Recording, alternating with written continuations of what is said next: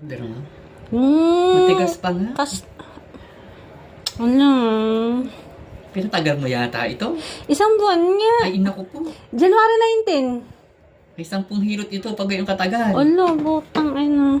Ay, di Ay, hulu. tigas eh. Di hulutin mo. Uy, tapos ito, ang sakit. Ere. Ito. Ang sakit. Mamaya yan.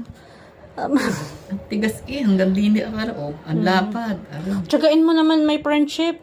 Hindi mo na ako. Alis na kasi sa buwan. Magsawa ka. Ala, hindi nakakaimot naman ito eh. Kaya nga Uy, ba galing ito ano?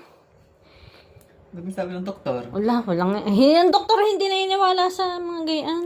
Ang inang iniresita sa inyo mo. Gamot. Ala, hindi yung arpok siya kaya ako yung hindi masakit kahapon. Sakit na yung arpok siya na yun. Oo, buong araw yun. Ang sakit.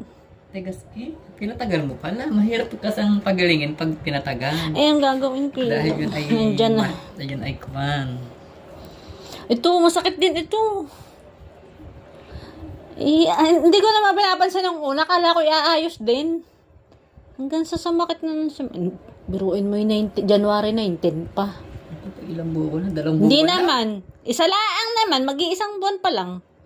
Aray! Uy, huwag mo naman gayunin. At baka... Yun nga ang masama. Kaya masakit.